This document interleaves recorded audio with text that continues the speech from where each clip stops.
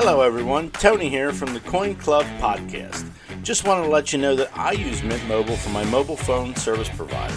I recently switched and couldn't be more happy with the service that I have and the coverage. I urge you to check it out for yourself. Their easy-to-use website has a coverage estimator to show you how strong the signal will be in your location. No more guessing that it might be a good switch for you before you end up chasing a different carrier.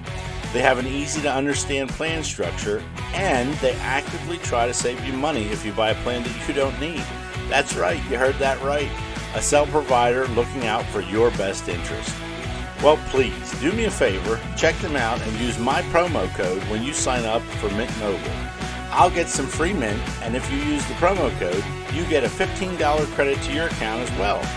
Ryan Reynolds made everything easy with Mint Mobile except the referral code. So please check it out in the show notes and use that link, sign up, support the show, and get a credit for your new Mint account as well.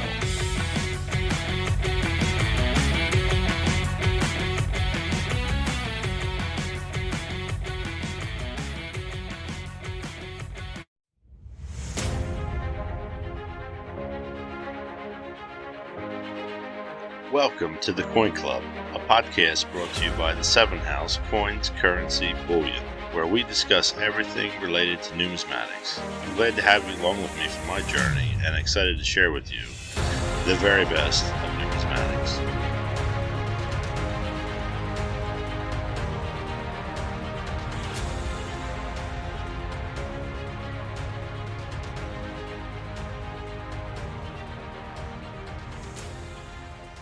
Hello, everyone, and welcome to episode 10 of the Coin Club podcast. We've reached our first milestone with many, many more to come. I just want to say a heartfelt thank you to everyone who has been following along and helping to spread the word. It sounds cliche, but I really couldn't have done it without you. There is a lot of history here with creating this for you, and I'll share a little bit with you now as we enjoy each other's company. I've always wanted to be a content creator of some sort. Basically, only in the coin community. However, I got my inspiration and direction through some other avenues as well. Many people out there have concerns that if they share their secrets, how they do things, or where they got their inspiration from, that someone is going to come along and produce something better than you do. Bigger, more enjoyable, and that very well could be the case. Worrying about these things can give you decision paralysis and cause those big dreams and inspirations to wallow in their own demise. That's where I was stuck at for a long time. I never really left the realm of coin collecting, but when I got back into it very heavily, I started to watch a lot of YouTube. I thought that was the avenue that I was going to take. I looked into what it would take to start up a YouTube channel and how I would film it. Would the video show my face, or would I be a voice only? My favorite coin forum website is Coin Talk. The folks on there are not very fond of YouTube creators, so there was that also. Blue Ridge Silverhound, JB Coins, Treasure Town, Quinn's Coins, and the Silver Picker were on my list of shows that I watched regularly. I saw how they got better and better over time with their production. Their subscription numbers went through the roof, and as much of an inspiration as it was to see that, it kept me from starting. How could I ever compete with someone who had tens of thousands of subscribers? Shortly after YouTube, I found the Coin Show podcast with Mike and Matt. Later, the Coin Week podcast with host Charles Morgan, and later adding Chris Bullfinch, and then most recently finding the Coin World podcast with hosts Jeff Stark and Larry Jewett. Actually, this is where Chris Bullfinch originated from as well. The common thing here is many followers, many episodes, and they were all well established. Well, with listening to all this content on YouTube and all of the podcasts, I was also listening to a couple other content creators as well. It started with Kevin David. This guy started out working a regular job, like so many of us, and through a ton of hard work and ambition, he made a successful business with Amazon, a YouTube channel with over 1.3 million subscribers, and he also has a podcast that I check out regularly. Next, I found a guy named Ben Levitt. He is a very positive, upbeat individual who helps others with their social media and marketing techniques. I follow him regularly and from the early days of his YouTube channel. Sorry, Ben, when I went on tonight, I looked for your latest episode and it wasn't there. I wasn't a subscriber. So I hit that subscribe button, but I promise I was with you from the very beginning. Lastly, but certainly not least, Katie Steckley. She is another entrepreneur who guides you through creating and marketing and navigating the world of social media. So you're saying to yourself, Tony, where are you going with this? These three people were the push that I needed to start what I've always wanted to do today. They have all had the same advice, maybe not worded the same, but the advice was still the same. Just do what you want to do. Start it and get better and better with each time you create, but just start. Everyone, everywhere, had to start with their very first episode, the very first YouTube clip, the first print article. Those 1 million subscriber channels started with their very first episode and went from there and got better and strive for more with each production they made. With my current obligations, I decided that a podcast would be the best way for me to do this, do what I wanted to do, and guess what I did? I took their advice and just did it. I guess I can directly credit Ben Levitt with that push to just start, as his link for Buzzsprout and the positive influence of all the people I've mentioned above were glaringly obvious. I hit that subscribe button on Buzzsprout, and on March 8th, 2021, the Coin Club podcast came to be. I'll echo that advice that was given to me, and whatever you choose to do, just start it. Begin your journey, and don't let the decision paralysis keep you from doing what you love. There will always be someone who has more subscribers than you, better productions, better content, but just start with the goal that you will get better with each and everything that you do. This advice can be for anything in your life, your numismatic collections, your job, your family. Make it fit for you, but just start. Back to the point I made earlier about giving out secrets to your success. What I've learned in my many years in the business world, the fire department, and the numismatic community is that your success can be gauged on how well you set up others to succeed. In life, but in this instance in numismatics, you will always find someone who can produce something better, who is smarter and has more knowledge, and someone who has a better collection than you do. However, this community is well known for actively seeking out the chance to share, teach, and mentor those in the community of numismatics. I love to create, I love to inspire, but what I love the most is to help others and set them up for success in whatever they want to do. If I inspire the next podcaster in the community and they become better than me, well, then I couldn't be happier that I played a little part in that. When you make others successful, you in turn will reap the benefits. Help that 12-year-old young numismatist start their collection. Mentor them on where to start.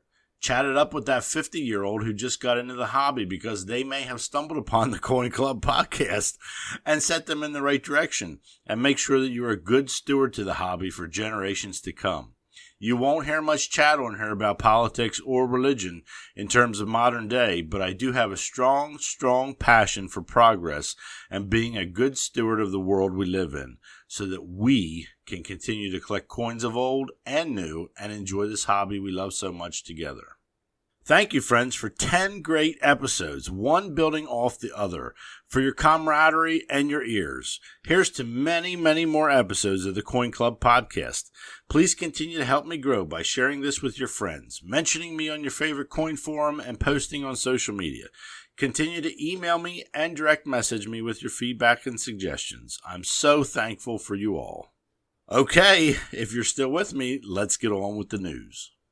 The release of the last 2021 Morgan dollars and the 2021 Peace dollar went off without a hitch. If you believe that one, I'll tell you another.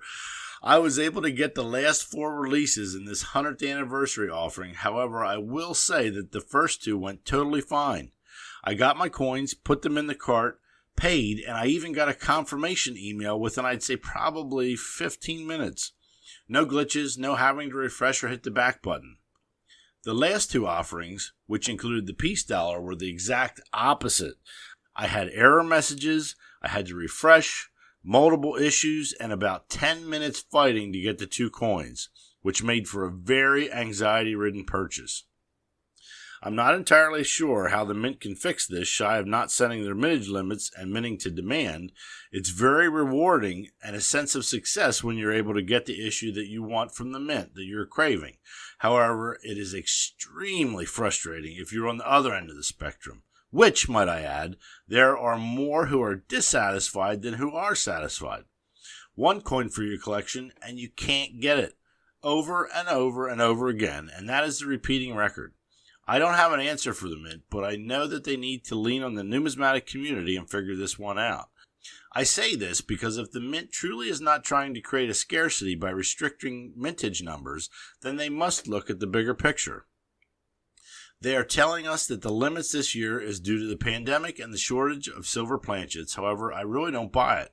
I remember standing in line at the Baltimore Woodman Expo to purchase a 2019 San Francisco minted Silver Eagle enhanced reverse proof. Low mintage on this one, and much coveted by collectors and flippers alike. The line was slow going, and we were all chatting amongst each other to pass the time. I'm sensing I'm going off on a tangent here, but please listen to this experience. Just being the observant person that I am, I'm listening to the conversation in front of me, and from what I could gather, the two well-dressed men in front of me were dealers. They had their show credentials around their neck, and everything seemed fine at that point. About 20 minutes later, a male comes from outside of the line and starts chatting it up with the two purported dealers that were in front of me. I still didn't think anything of it. I thought this guy probably had to go to the bathroom and he left the line and came back. Well, give him the benefit of the doubt. The people in front of me and in back of me must have been more observant than I, and they started to raise their voice and their concern to start to complain that this guy was cutting the line. Not more than 5 minutes later, I see this car pull up to the curb, and a very well-dressed young lady steps out and starts walking to the crew in front of me and parks her rear end in the line in front of everyone. By this time, everyone knew what was going on. They were flippers, cutting the line and expecting that nobody was going to say a word about it. While the people in back of me were more vocal than I, which I do regret now, and they called the two new additions to the Eagle line out. Excuse after excuse from those two new additions to the line spewed from their degenerate mouths, and they had the gall to stand there for the remainder of the wait. True line-cutting scum. If you're pissed off at this point, friends, here comes your sanctity and redemption. Well, we got to the front of the line, well, 4 to the front to be truthful, and the two shady dealers who let these degenerates in line went through, and as soon as the cutters got to the front and were ready to get their ticket from the mint official to go get that low mintage Eagle, here come the security from the Baltimore Whitman show. One of them was an acquaintance from my real coin club that I belong to, and I know as a police officer from a precinct close to Baltimore. They were made aware of the line cutters somehow, and they allowed them to stand in line for close to an hour. When they got to the front, hand ready to get that ticket to a guaranteed S-minted 2019 enhanced reverse proof American Silver Eagle, the cops showed up and pulled them from the line. They protested, were loud, yelled nasty things to everybody in the line and the cops, and then they left with the police officers and the rest of us jubilant out there for their removal, but dare I say more jubilant that they knew what was happening and allowed them to wait for an hour and then removed them from the line. I got the coin, one of the last few at the Baltimore Whitman show that year, and at this point I understood what could have happened and what did happen. You were either on the elated side of things or the extremely shut out, the extremely disappointed side. In my personal opinion, the mint should not be in business to create rarities based on production numbers. They should mint on a basis of demand for the collector. It will eliminate the flipper market, and in the very end, it will enable more coins to be sold, sending more money to their bottom line, which benefits the American people as a whole. A solution to this frustration needs to be in the works, and all I see is more and more limited mintages. Time to step up to the plate, U.S. Mint, and get your act together for the collectors who keep those machines cranking out the coins we all love. Either that or the mounting numbers of frustrated clients who are vehement cash users convert to plastic and inevitably put you out of business. Time for change, folks. Let's write them in and give them suggestions on how to make this mishmash better. All right, with all that drama behind us, let's look at the newest releases from the Mint between now and the next episode of the Coin Club podcast. August 17th will see the release of the 2.5-ounce United States Coast Guard silver medal minted at the Philadelphia Mint. Measuring in at 2 inches in diameter, this coin is stunning as it depicts a Coast Guard national security cutter at full throttle cutting through the waves of the ocean. U.S. Coast Guard and the motto Semper Paratus appear on the obverse of the coin. Truly an exemplary coin and one I would be proud to put in my collection. The offering price is $160. August 19th will be the American Liberty High Relief Gold Coin, and on August 24th, the American Eagle 2021 1-ounce Silver Reverse Proof 2 coin set Designer Edition will be released. This one will feature the old design and the new design of the Eagles. This one is sure to be another popular release. That's all for the U.S. Mint. Until the next episode, let me know how you make out. PCGS has announced some pretty big news with the addition of Stephanie Sabine as their interim president. Previously, she held the role of chief of staff and will run the company until a permanent president is named. She has been with PCGS for 15 years and brings a wealth of knowledge to the role. She was directly involved with opening their foreign offices, and she wants to make sure that there is a smooth transition while finding a new president for PCGS. Along with this announcement, they have made some key new hires and promotions from within. Justin Atkins will be the Director of Price Guide and CCE. Victor Bozarth will be the new Price Guide Editor. Samantha Dark was announced as the Senior Events Manager. Ryan Hogue will be the Chief Product Officer, and Chris DeMoray as the Director of Sales. Congratulations to all of them, and best wishes on this new journey. Witter Coin of San Francisco, California has announced that they have sold the second finest known 1927D St. Gaudens Double Eagle Gold Coin for an astounding $3,090,000. If you are a follower on Instagram, you will know that Witter Coin just recently held a week-long, all-expenses-paid class for a select few young numismatists. They're doing good things over there for the hobby, so check them out on Instagram. Okay, everyone, for the World Coin Spotlight, we're going to head over to the tiny country of Liechtenstein, to the company CIT, or Coin Investment Trust. They have minted a coin that caught my eye, and I wanted to share it with you. The 2021 Palau 3-ounce Silver Tiffany Art Metropolis, Paris. You all know I love Paris, so I thought I'd share this one with you. On the obverse of the coin, you will see a bridge I walked over, strolled over, admired, and gawked at. The Pont Alexander III. The coin itself shows the bridge in all its glory, however, you really should see it for yourself in person. It is adorned with gold leaf, and at night it's lit with an array of lanterns gracing the bridge. It also shows on the obverse the Palau coat of arms and reads Paris. On the reverse of the coin, you will see a very detailed image of Paris as seen from above. It points out the Seine River running through the coin with the gorgeous Tiffany glass. The Arc de Triomphe, the Eiffel Tower, and Notre Dame are all pictured on the coin as well. It is a 3-ounce, 999 fine silver coin with a total worldwide mintage of only 999 coins. Talk about low mintage. The focus on the last 2 episodes of the Coin Club podcast has been on the mints that have graced the United States with coinage since its inception. Today is no different. We'll round out the last of the tours on the 2 remaining active mints in the United States. By far, not the least important by any stretch of the imagination, we'll take a look at the San Francisco Mint and the West Point Mint. The San Francisco Mint was established in 1854 to serve, you guessed it, the needs of the nation from the California gold rush. With all those miners and speculators finding gold, there needed to be some place for it to all go. The U.S. government opened the original San Francisco Mint, and in the first year alone emitted an astounding $4 million of gold bullion into coins. The volume that this mint saw quickly outpaced its ability to keep up, and in 1874, the completion of what we affectionately refer to today as the Granite Lady took place. The majority of the building is made of sandstone, however the base was made of granite, giving us the nickname we hold so dear today. It was designed by Alfred B. Mullett in a Greek Revival style. The focus was on the central portico of the building, and it has 2 wings gracing the sides. There is an enclosed courtyard which also housed a well. Why do you think I mentioned that there was a well in the courtyard, you might ask? Well, in 1906, you might remember a newsworthy event. There was a huge earthquake in San Fran that destroyed most of the city. This well fed most of the building with water via a steam pump. If it weren't for that well, the steam pump, and the valiant effort of about 50 of the officers and employees who braved their own well-being to get to the mint, the building would have been lost like so many others. They fought the fire from early morning until late afternoon. Parts of the sandstone structure blew up. That's what sandstone does when it gets heated to great temperatures.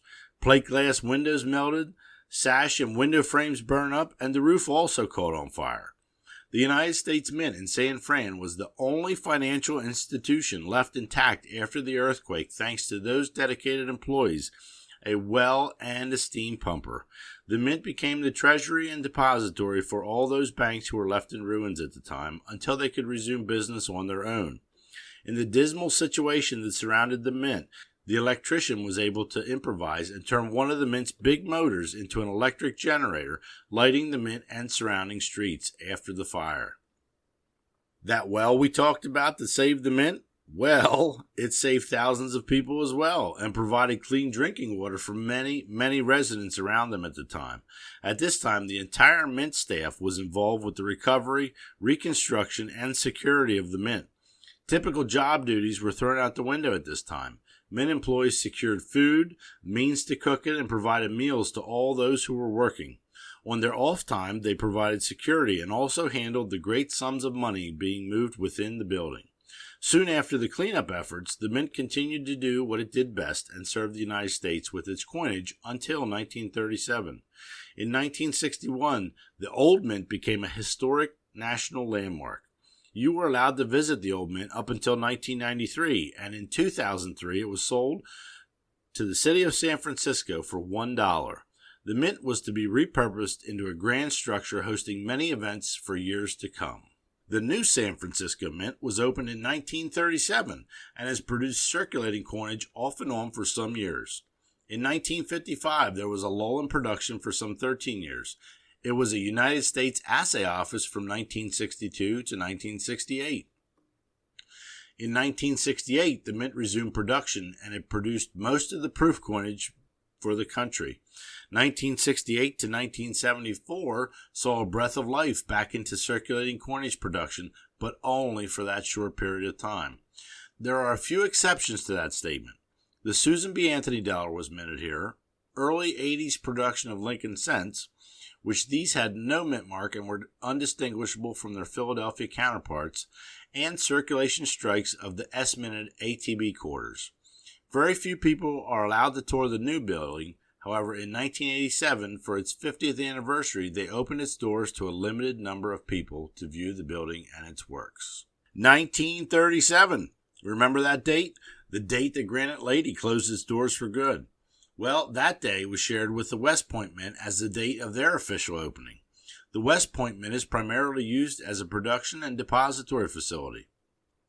Back in 1937, when they first opened their doors, they were used as a deposit for silver bullion. They garnered the nickname the Fort Knox of Silver. Officially, this facility gained mint status on March 31, 1988.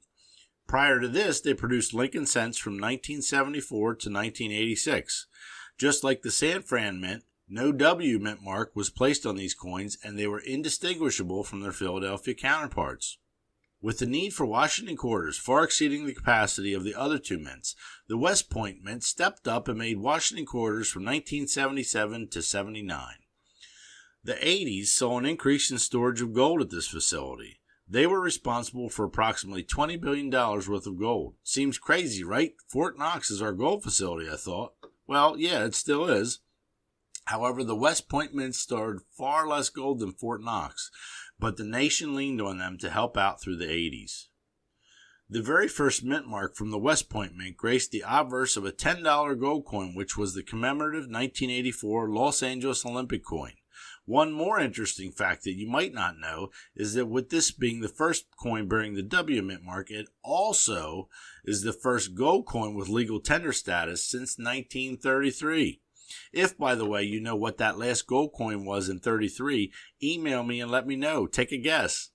Today, the West Point Mint produces American Eagle coins in silver and gold, uncirculated bullion coins in silver, gold, and platinum, as well as commemorative coins. Special issues of coins have also been made here over the years. You may recognize them, and for the simple reason that they are coveted in the world of numismatics due to their low mintages. 1996 saw the W minted Roosevelt dime. 2014 was a reverse proof silver Kennedy half dollar and a 24 karat gold proof Kennedy half dollar. 2015 saw the second W minted dime, as well as production of Sacagawea dollars as part of the American coin and currency set. 2019 saw the first production of cents at this facility with an actual W mint mark. An uncirculated cent, a proof cent, and a reverse proof cent were also minted here. Starting in 2019, the ATB quarter program announced that they would have 10 million quarters minted with the W mint mark. In 2020, quarters with the V Privy mint mark were minted here for the 75th anniversary of the end of World War II. We've seen a lot of specialized activity at this mint location over the years, and today is no different. They continue to grace us with special mintages and store a good bit of gold on location. They do have silver at this facility, however, the volume of silver stored is only based on minting demand they face in the near future. With all this going on, the facility does not give tours and is heavily guarded.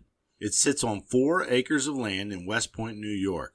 The building was remodeled in 2005 to add a second story, but it is about as bland as they come for an outside of any United States mint. Its walls don't have any distinguishing features to them, and it has a flat roof.